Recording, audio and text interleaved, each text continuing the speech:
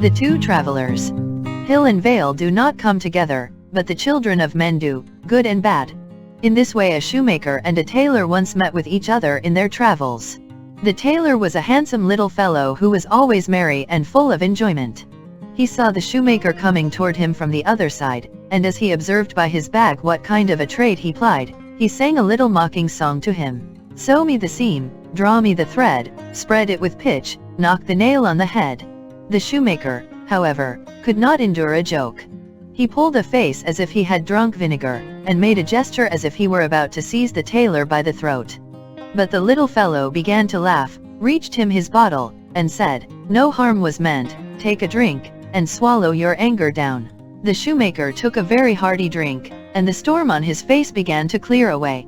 He gave the bottle back to the tailor, and said, "I spoke civilly to you. One speaks well after much drinking, but not after much thirst. Shall we travel together?" "All right," answered the tailor, "if only it suits you to go into a big town where there is no lack of work." "That is just where I want to go," answered the shoemaker. "In a small nest there is nothing to earn, and in the country, people like to go barefoot." They traveled therefore onward together, and always set one foot before the other like a weasel in the snow. Both of them had time enough, but little to bite and to break. When they reached a town, they went about and paid their respects to the tradesmen. Because the tailor looked so lively and merry, and had such pretty red cheeks, everyone gave him work willingly. And when luck was good, the master's daughters gave him a kiss beneath the porch, as well. When he again fell in with the shoemaker, the tailor had always the most in his bundle. The ill-tempered shoemaker made a wry face, and thought, "The greater the rascal the more the luck." But the tailor began to laugh and to sing, and shared all he got with his comrade. If a couple of pence jingled in his pockets, he ordered good cheer, and thumped the table in his joy till the glasses danced, and it was lightly come, lightly go, with him. When they had traveled for some time, they came to a great forest through which passed the road to the capital.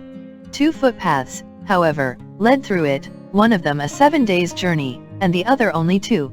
But neither of the travelers knew which way was the short one. They seated themselves beneath an oak tree, and took counsel together as to what they should do and for how many days they should provide themselves with bread. The shoemaker said, "One must look before one leaps. I will take with me bread for a week." "What?" said the tailor, "drag bread for 7 days on one's back like a beast of burden, and not be able to look about? I shall trust in God, and not trouble myself about anything? The money I have in my pocket is as good in summer as in winter, but in hot weather bread gets dry and moldy into the bargain. Even my coat does not go as far as it might. Besides, why should we not find the right way? Bread for 2 days, and that's enough." Each, therefore, bought his own bread. And then they tried their luck in the forest. It was as quiet there as in a church. No wind stirred, no brook murmured, no bird sang, and through the thickly leaved branches, no sunbeam forced its way. The shoemaker spoke never a word. The heavy bread weighed down his back until the perspiration streamed down his cross and gloomy face. The tailor, however, was quite merry. He jumped about, whistled on a leaf, or sang a song, and thought to himself, "God in heaven must be pleased to see me so happy." This lasted 2 days, but on the third the forest would not come to an end, and the tailor had eaten up all his bread, so after all his heart sank down a yard deeper. In the meantime, he did not lose courage, but relied on God and on his luck. On the 3rd day, he lay down in the evening hungry under a tree, and rose again next morning hungry still. So also passed the 4th day, and when the shoemaker seated himself on a fallen tree and devoured his dinner, the tailor was only a looker-on. If he begged for a little piece of bread, the other laughed mockingly, and said, "You have always been so merry, now you can try for once what it is to be sad."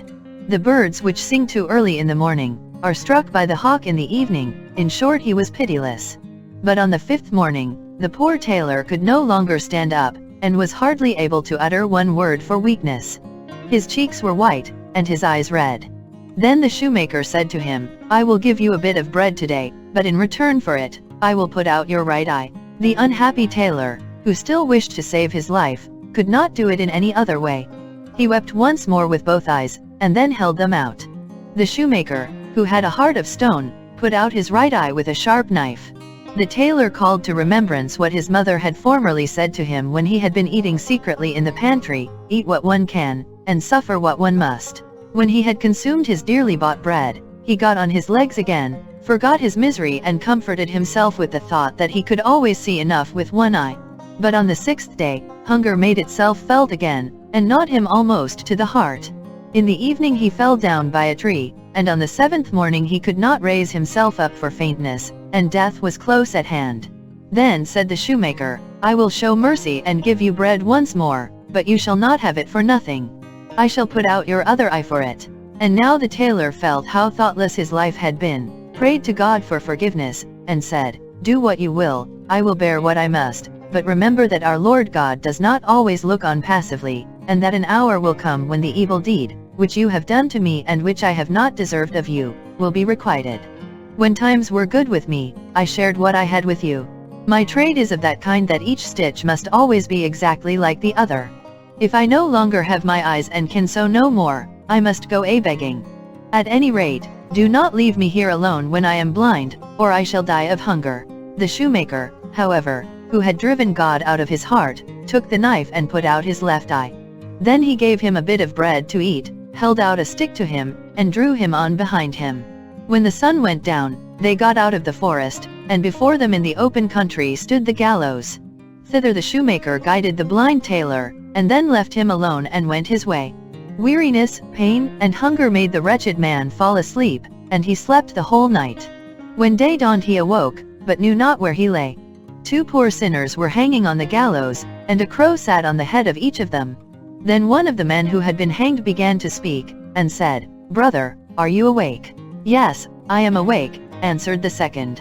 Then I will tell you something, said the first. The dew which this night has fallen down over us from the gallows, gives everyone who washes himself with it, his eyes again. If blind people did but know this, how many would regain their sight who do not believe that to be possible? When the tailor heard that, he took his pocket handkerchief, pressed it on the grass, and when it was moist with dew, washed the sockets of his eyes with it. Immediately was fulfilled what the man on the gallows had said, and a couple of healthy new eyes filled the sockets. It was not long before the tailor saw the sun rise behind the mountains. In the plain before him, lay the great royal city with its magnificent gates and 100 towers. The golden balls and crosses which were on the spires began to shine. He could distinguish every leaf on the trees, saw the birds which flew past, and the midges which danced in the air. He took a needle out of his pocket, and as he could thread it as well as ever he had done, his heart danced with delight.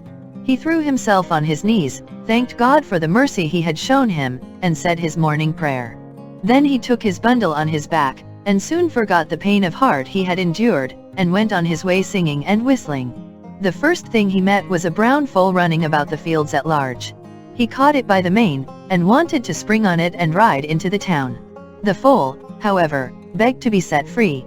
I am still too young, it said. Even a light tailor such as you are would break my back in two. Let me go till I have grown strong.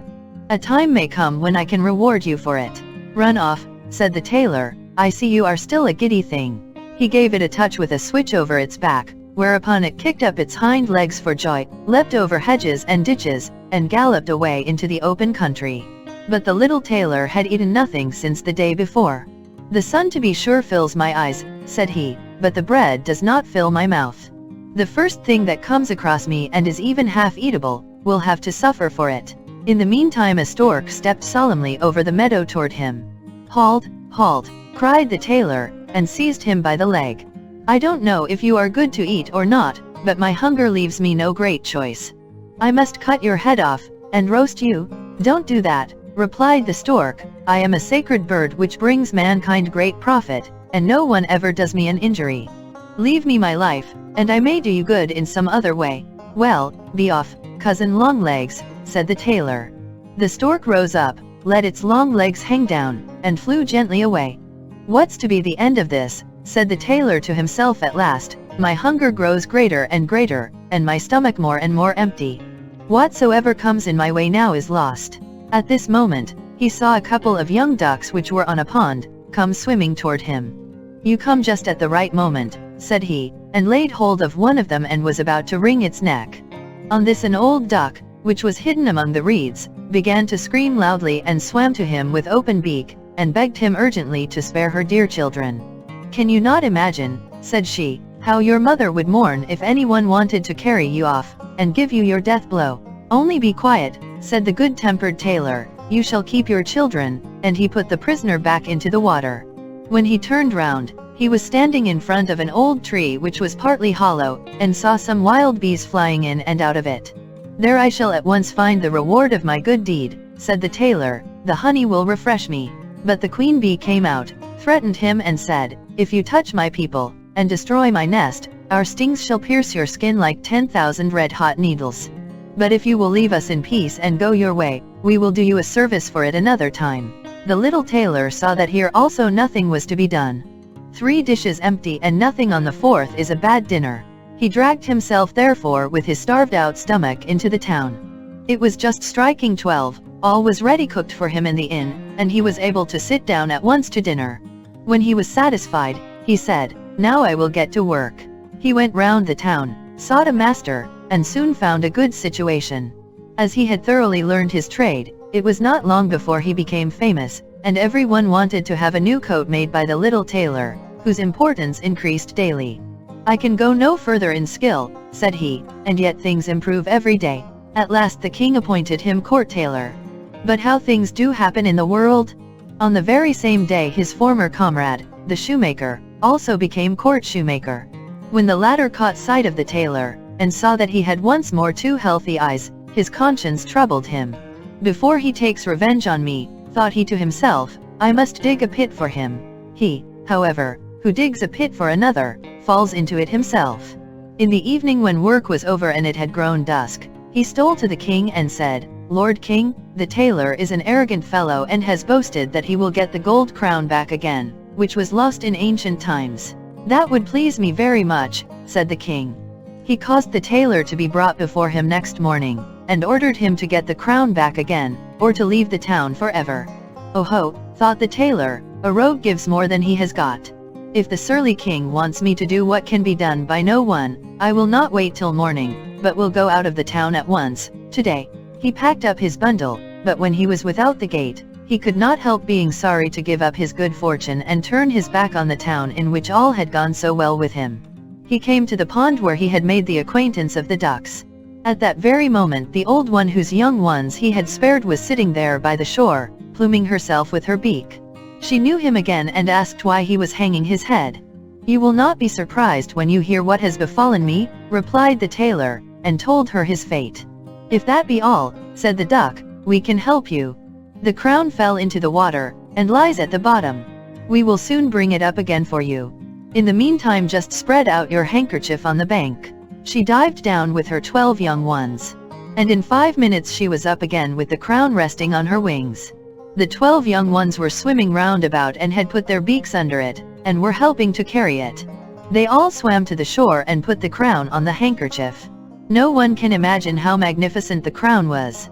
When the sun shone on it, it gleamed like 100,000 carbuncles. The tailor tied his handkerchief together by the 4 corners, and carried it to the king, who was full of joy, and put a gold chain round the tailor's neck. When the shoemaker saw that one stroke had failed, he contrived a second, and went to the king and said, Lord King, the tailor has become insolent again. He boasts that he will copy in wax the whole of the royal palace, with everything that pertains to it, loose or fast, inside and out. The king sent for the tailor and ordered him to copy in wax the whole of the royal palace, with everything that pertained to it, movable or immovable, within and without. And if he did not succeed in doing this, or if so much as one nail on the wall were wanting, he should be imprisoned for his whole life underground. The tailor thought, it gets worse and worse. No one can endure that, and threw his bundle on his back, and went forth. When he came to the hollow tree, he sat down and hung his head. The bees came flying out, and the queen bee asked him if he had a stiff neck, since he held his head so awry. Alas, no, answered the tailor, something quite different weighs me down, and he told her what the king had demanded of him. The bees began to buzz and hum amongst themselves, and the queen bee said, just go home again. But come back tomorrow at this time, and bring a large sheet with you, and then all will be well. So he turned back again, but the bees flew to the royal palace and straight into it through the open windows, crept round about into every corner, and inspected everything most carefully. Then they hurried back and modeled the palace in wax with such rapidity that anyone looking on would have thought it was grown before his eyes. By the evening all was ready. And when the tailor came next morning, the whole of the splendid building was there, and not one nail in the wall or tile of the roof was wanting, and it was delicate withal and white as snow, and smelt sweet as honey. The tailor wrapped it carefully in his cloth and took it to the king, who could not admire it enough, placed it in his largest hall, and in return for it presented the tailor with a large stone house. The shoemaker, however, did not give up, but went for the third time to the king and said, "Lord King, it has come to the tailor's ears that no water will spring up in the courtyard of the castle. He has boasted that it shall rise up in the midst of the courtyard to a man's height and be clear as crystal." Then the king ordered the tailor to be brought before him and said, "If a stream of water does not rise in my courtyard by tomorrow as you have promised, the executioner shall in that very place make you shorter by the head." The poor tailor did not take long to think about it, but hurried out to the gate, and because this time it was a matter of life and death to him, tears rolled down his face. Whilst he was thus going forth full of sorrow, the foal to which he had formerly given its liberty, and which had now become a beautiful chestnut horse, came leaping toward him. "The time has come," it said to the tailor, "when I can repay you for your good deed. I know already what is needful to you, but you shall soon have help. Get on me, my back can carry two such as you." The tailor's courage came back to him. He jumped up in one bound, and the horse went full speed into the town, and right up to the courtyard of the castle. It galloped as quick as lightning thrice round it, and at the third time it fell violently down. At the same instant there was a terrific clap of thunder, a fragment of earth in the middle of the courtyard sprang like a cannon ball into the air, and over the castle. Directly after it, a jet of water rose as high as a man on horseback, and the water was as pure as crystal, and the sunbeams began to dance on it. When the king saw that he arose in amazement, and went and embraced the tailor in the sight of all men. But good fortune did not last long. The king had daughters in plenty, each one prettier than the other, but he had no son. So the malicious shoemaker betook himself for the fourth time to the king, and said, "Lord King, the tailor has not given up his arrogance. He has now boasted that if he liked, he could cause a son to be brought to the Lord King through the air." The king commanded the tailor to be summoned, and said, "If you cause a son to be brought to me within 9 days, you shall have my eldest daughter to wife." "The reward is indeed great," thought the little tailor. "One would willingly do something for it, but the cherries grow too high for me. If I climb for them, the bough will break beneath me, and I shall fall." He went home, seated himself cross-legged on his work table, and thought over what was to be done. "It can't be managed," cried he at last. "I will go away. After all, I can't live in peace here." He tied up his bundle and hurried away to the gate. When he got to the meadow, he perceived his old friend the stork, who was walking backward and forward like a philosopher. Sometimes he stood still, took a frog into close consideration, and at length swallowed it down. The stork came to him and greeted him. "I see," he began, "that you have your pack on your back. Why are you leaving the town?" The tailor told him what the king had required of him, and how he could not perform it, and lamented his misfortune. "Don't let your hair grow gray about that," said the stork. "I will help you out of your difficulty. For a long time past, I have carried the children in swaddling clothes into the town. So for once, I can fetch a little prince out of the well. Go home and be easy. In 9 days from this time repair to the royal palace, and there will I come." The little tailor went home, and at the appointed time was at the castle. It was not long before the stork came flying thither and tapped at the window. The tailor opened it, and Cousin Longlegs came carefully in, and walked with solemn steps over the smooth marble pavement. He had a baby in his beak that was as lovely as an angel, and stretched out its little hands to the queen. The stork laid it in her lap, and she caressed it and kissed it, and was beside herself with delight. Before the stork flew away, he took his traveling bag off his back and handed it over to the queen. In it there were little paper parcels full of colored sweetmeats, and they were divided amongst the little princesses. The eldest, however, had none of them, but got the merry tailor for a husband. "It seems to me," said he, "just as if I had won the highest prize. My mother was right after all. She always said that whoever trusts in God and his own fortune can never fail." The shoemaker had to make the shoes in which the little tailor danced at the wedding festival, after which he was commanded to quit the town forever. The road to the forest led him to the gallows. Worn out with anger, rage, and the heat of the day, he threw himself down. When he had closed his eyes and was about to sleep, the 2 crows flew down from the heads of the men who were hanging there, and pecked his eyes out. In his madness he ran into the forest and must have died there of hunger, for no one has ever either seen him again or heard of him.